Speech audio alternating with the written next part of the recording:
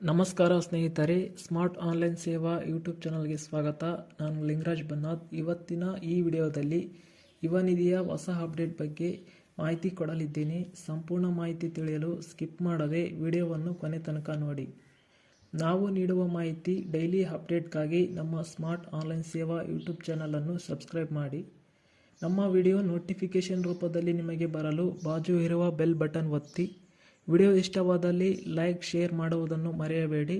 Like, share, subscribe ಮಾಡುವ ಮುಖಾಂತರ ನಮಗೆ ಇನ್ನೂ ಹೆಚ್ಚು ವಿಡಿಯೋ ಮಾಡಲು ಪ್ರೋತ್ಸಾಹಿಸಿ. ಸ್ನೇಹಿತರೆ, ತಮ್ನೇಲ್ನಲ್ಲಿ ತಿಳಿಸಿರುವಂತೆ ರಾಜ್ಯದ ಪದವೀಧರರಿಗೆ ಮತ್ತು ಡಿಪ್ಲೊಮ್ ಪದವೀಧರರಿಗೆ ಯುವ ನಿಧಿಯ ಹೊಸ ಅಪ್ಡೇಟ್ ಹೀಗಿದೆ. ಕಾಂಗ್ರೆಸ್ನ 5ನೇ ಖಾತರಿಯಾದ ಯುವ ನಿಧಿ ಯೋಜನೆಯ ಕುರಿತು ವೈದ್ಯಕೀಯ ಶಿಕ್ಷಣ ಮತ್ತು ಕೌಶಲ್ಯ ಅಭಿವೃದ್ಧಿ ಸಚಿವರಾದಂತಹ ಡಾಕ್ಟರ್ ಶರಣಪ್ರಕಾಶ್ ಪಾಟೀಲರು ಹೀಗೆ ತಿಳಿಸಿದ್ದಾರೆ. ಪದವೀಧರರಿಗೆ 3,000 ರೂಪಾಯಿ ಮತ್ತು ಡಿಪ್ಲೊಮ್ ಪದವೀಧರರಿಗೆ 1,500 ರೂಪಾಯಿ, ಒಟ್ಟು 5 ಲಕ್ಷ ನಿರುದ್ಯೋಗಿಗಳ ಖಾತೆಗೆ ನೇರ ಹಣ ಜಮಾ ಮಾಡಲಾಗುವುದು ಅಂತ ತಿಳಿಸಿದ್ದಾರೆ. ಹಾಗೂ ಡಿಸೆಂಬರ್ 21ರಿಂದ ಯುವ ನಿಧಿ ಯೋಜನೆಗೆ ನೋಂದಣಿ ಪ್ರಾರಂಭ ಮಾಡಲಾಗುವುದು ಎಂದು ಸಹ ತಿಳಿಸಿದರು. ಅರ್ಜಿ ಸಲ್ಲಿಸಲು ಬೇಕಾಗುವ ಅರ್ಹತೆಗಳ ಕುರಿತು ಮಾಹಿತಿ ಹೀಗಿದೆ.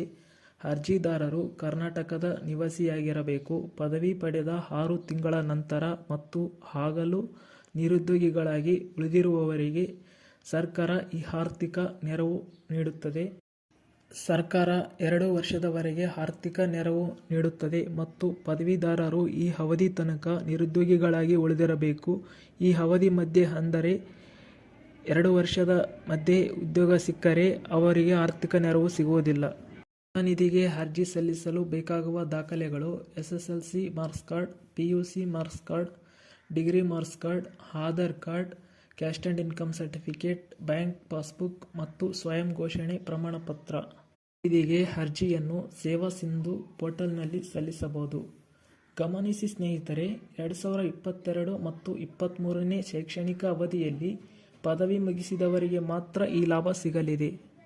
ಇಷ್ಟು ಇವತ್ತಿನ ಯುವ ನಿಧಿಯ ಹೊಸ ಅಪ್ಡೇಟ್ ಮಾಹಿತಿಯಾಗಿತ್ತು. ಈ ಮಾಹಿತಿಯನ್ನು ನಿಮ್ಮ ಎಲ್ಲ ಪದವೀಧರರ ಮತ್ತು ಡಿಪ್ಲೊಮ್ ಪದವೀಧರರ ಸ್ನೇಹಿತರೊಂದಿಗೆ ಶೇರ್ ಮಾಡಿ.